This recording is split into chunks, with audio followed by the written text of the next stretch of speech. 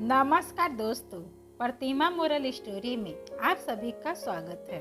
सरिता एक ऐसे संयुक्त परिवार की आदर्श बहू थी जिसमें महज 8 लोग एक साथ रहते थे। साधारण शब्दों में आप यूं ही मान ले कि वह एक ऐसी अव्वल दर्जे की भारतीय गृहिणी थी जो सिर्फ और सिर्फ अपने परिवार के लिए हमेशा एक पैर खड़ी रहती थी, चाहे इसके लिए उसे अपनी जरूरतों का त्याग ही क्यों न करना पड़े। इसके एवज में इसके ससुराल के लोग भी उससे बेहद प्यार करते थे।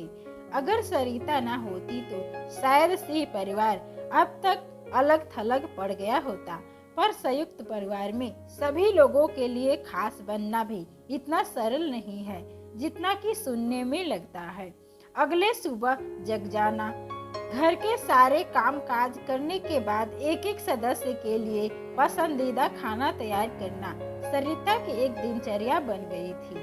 अपने काम के प्रति हमेशा सजग रहने वाली इस आदर्श बहू के अलावा घर की महिलाओं में सरिता की छोटी उसकी लापरवाह देवरानी राशि और स्वभाव से बहुत ही सख्त घर की मालकिन निर्मला मौजूद थी। घर में उसकी चलती को मान लेने में ही भलाई थी।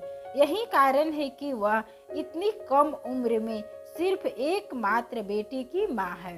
राशि साइकोलॉजी में पोस्ट ग्रेजुएशन की पढ़ाई कर रही थी। इस वजह से उसे पढ़ाई के लिए देर रात तक जगना पड़ता था। वह पढ़ लिख कर अपने जीवन में एक साइकोथेरेपिस्ट के रूप में मुकाम हासिल करना चाहती थी।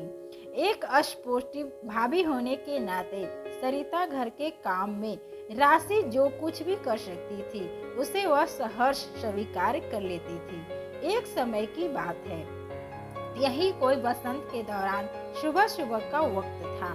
निर्मला ने पूजा पाठ करने के बाद सरिता को आवाज दी और बोली, सरिता चलो हम लोग नाश्ता कर लेते हैं, यहाँ ठंड लग रही है।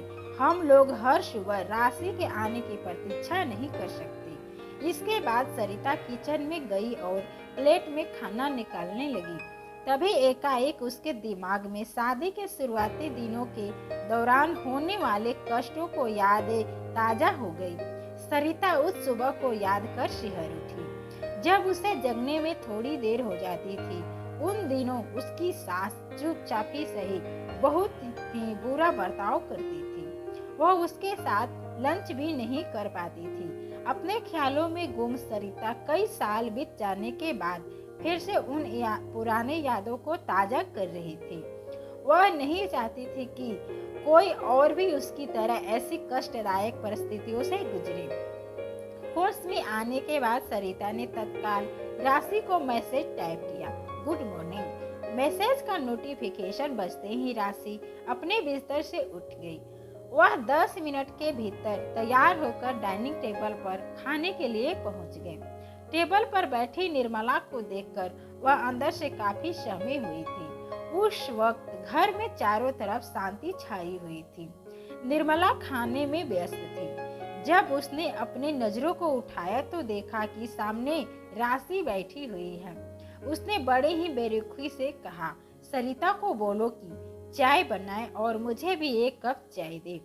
राशि डाइनिंग टेबल से उठी और किचन की ओर चली गई। थोड़ी देर बाद गर्मा गर्म चाय लेकर आई और उसे टेबल पर रखकर बैठ गई। निर्मला ने कप उठाकर चाय की पहली चुस्की ली।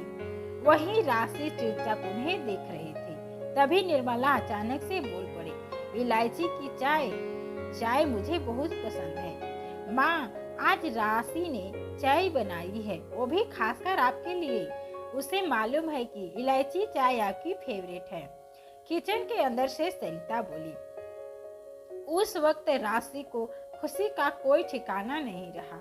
वह अपनी भावनाओं को एक पल भी रोके बिना किचन में गई और सरिता को जोर से गले लगा लिया। थैंक यू, अगर आप हेल्प नहीं करती तो मैं चाय नहीं बना पाती।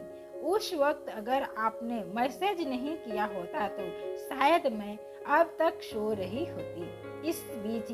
इसी बीच राशि ने अपने कंधे पे कुछ थपथपाहट महसूस की। पीछे मुड़कर देखा तो घर की मालकिन निर्मला खड़ी थी। उसके चेहरे पर एक प्यार भरी मुस्कान थी। राशि ने आज तक उनके चेहरे पर इस तरह का भाव नहीं देखा था। थैंक यू राशि। बड़े ही सख्त स्वभाव की निर्मला का मन आखिरकार पिघल गया था।